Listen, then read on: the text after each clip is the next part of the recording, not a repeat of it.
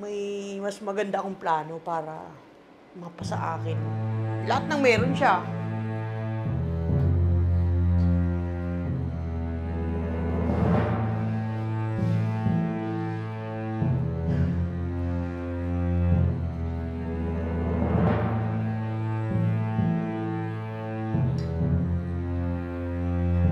Be? Ay, bukas pala. Be! Diyos ka muna. Tinimpla kita ng Diyos.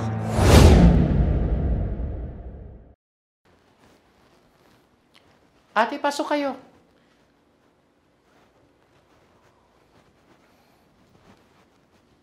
Archie, ang karaw naman ng mga gamit mo dito sa bahay. Tapos, ang ganda at ang laki ng bahay mo. Shhh! Mamay. Okay lang eh. Finally, na-meet ko na rin yung stepbrother ko. Salamat nga pala. Pinayagan mo akong dalawin kita dito. Stahin. Siyempre naman ate. Magkapatid tayo. Pamilya. Kaya nga sana naman, mambunan din ako ng swerte mo. Kasi kami, squatting pa rin sa bulok-bulok na bahay pa rin nakatira. Sinong kasama mo dito? Ha? Ikaw lang? Oo ate. Ever since naman, di ba? Sarili na akong palagi nag-iisa. Shoot! Ay, teka nga pala. Maiba naman ako. Hindi mo ba kami pakakainin man lang? Gutom na kami, sa totoo lang. Sorry ate. O sige, asikasuhin ko na yung pagkain natin ha. Sige, sige. Kain tayo. Ikaw,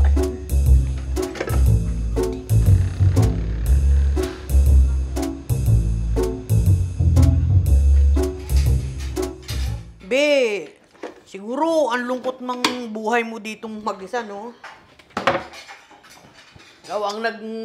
Ikaw ang kumikilos lahat. Ikaw nagluluto. Laba, linis. Okay lang naman ate. Di naman mahirap. Uy, galit ka ba? Joke. Be, kung gusto mo, samahan kita dito. Para naman, nag-aasikaso din sa'yo dito, di ba? Pero... Wala nang pero-pero. Makinig ka sa ate mo. Ako mag-aasikaso sa'yo dito. Akong bahala sa'yo. No. Sige ate.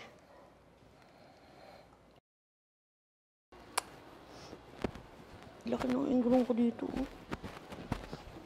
Bango. Tanggal ko to sa kirista ko. Oh, ate. Ngayon ka pala pupunta?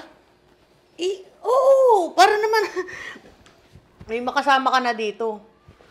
Saan nga pala yung kwarto ko? Doon sa taas. Okay. Sige. Sige ha.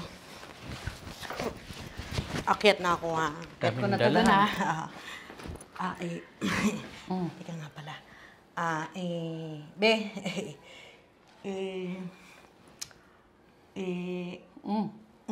Mag-advance nga pala ako ha, ng sahod ko ha. Kahit 1 month lang, para meron naman ako maiwan na pera dun sa bahay. Advance? Sahod? Sahod te? Sahod, syempre. Magtatrabaho ako sa'yo Syempre, kailangan ng sahod. Ano yun? Libre. Walang ganun. Syempre, kailangan ko rin ng panggastos. Diba? At saka kailangan ko pampadala dun sa mga pinsan mo. Diba? Ayun, diba? Sige. Ayun. Siya, sige. Akit na ako ha. Tapos mamaya, magluluto akong pagkain natin.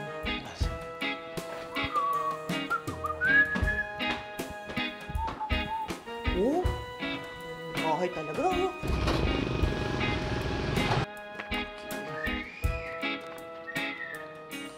Para sa supplier. Para sa nagdi-deliver. pasahod sa tao. Okay. Okay na ito.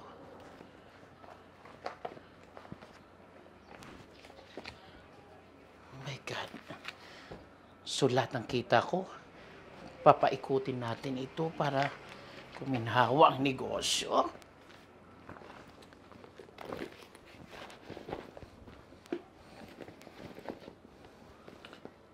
Oh, ate, bakit? Ah, ah, lilinisin ko sana itong kwarto mo. Oo, lilinisin ko itong kwarto mo sana. Oh, hindi na. Kakalinis ko lang naman dito eh. Okay. asan ba yun? Ang Okay. dami mong pera, be, ah. Sana Naku. all. Naku, ate. Pera to ng negosyo. Pinapaikot ko lang. Okay. May kailangan ka pa? Wala na. Sige. O, sige, te.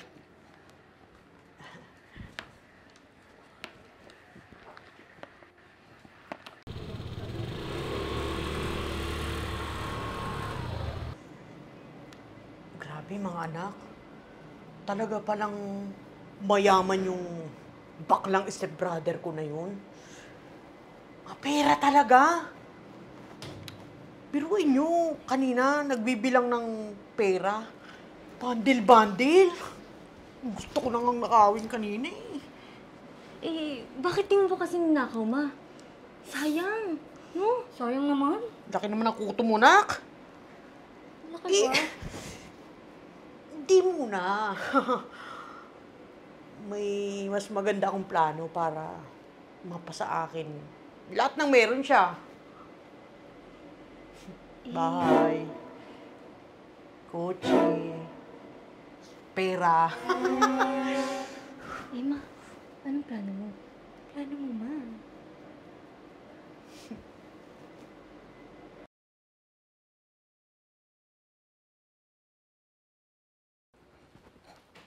Ay, saan ba yung panghalo ko ng pagkain?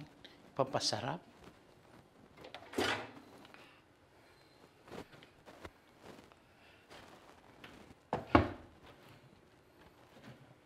Dito ba? Wala.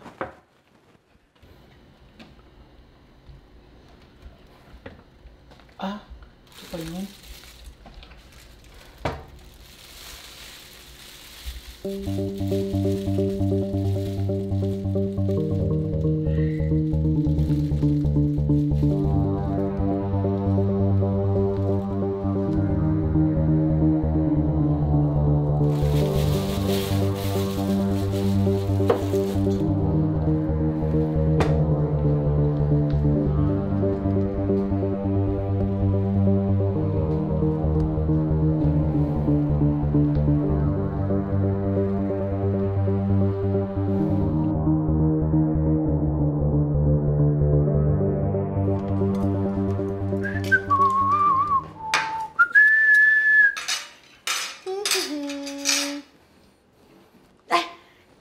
Be, halika.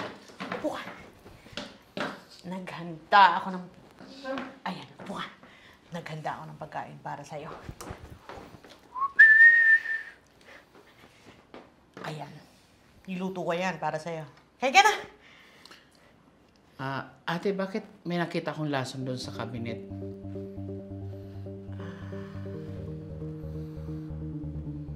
Lason? Lason. Baka yung ginamit kong lason pamatay ng daga. Oo, medyo marami kasing daga dito eh. Pero, uy, bus na nga yun eh. Oo, wala na. Wala na. Sige na, kain ka na. Pero... okay.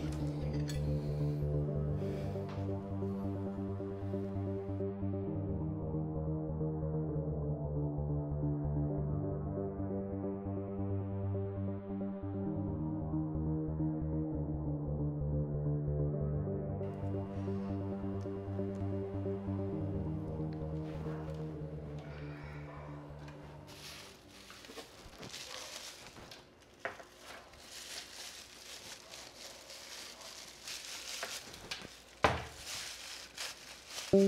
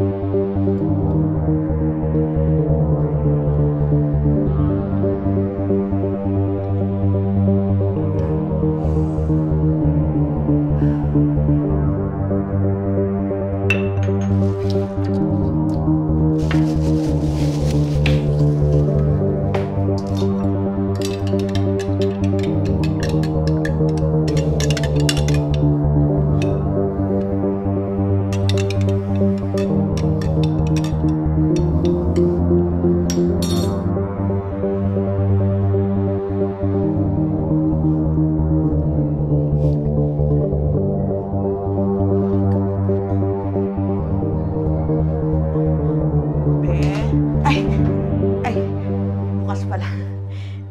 Be, Diyos ka muna. Tinimpla kita ng Diyos. Ano muna, para ma-refresh ka. Inumin mo yan, te. Tinimpla ko nga to para sa'yo eh. Diba? O parang, alam kong pagod ka eh. Anong ginawa ko sa'yo, te? Pati buhay ko pag-iisipan mo ng masama? Tinuring kitang kapatid kahit ilang araw pa lang tayo magkasama? Hindi kita maintindihan, Archie. Talaga? Alam kong may lason ang Diyos na yan. Bakit ginawa mo sa akin pagtangkaan ang buhay ko, ha? Walang lason to, be. Wala, ha? Wala. Wala? Oh. Sige. Inumin mo ang Diyos na yan. Sabi mo walang lason, ha? Inumin mo! Sige. Inumin mo! Sabi mo walang lason yan, ha? Try mo! Inumin mo na! Oo na! Oo na! Oo na, meron na! Papatayin mo pa ako?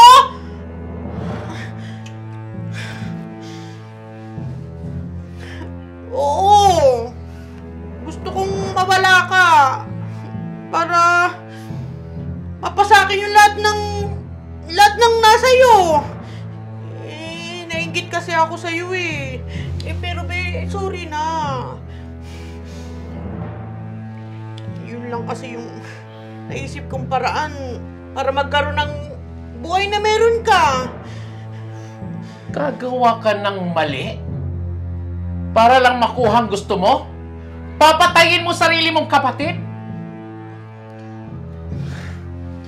Umalis ka na. Umalis ka na sa harapan ko. Bago pa ako tumawag ng mga pulis. Huwag naman, be. Patawarin mo na ako, please. Umalis ka na. At kakalimutan ko na lang ang lahat. Pati ikaw mismo, kakalimutan ko na.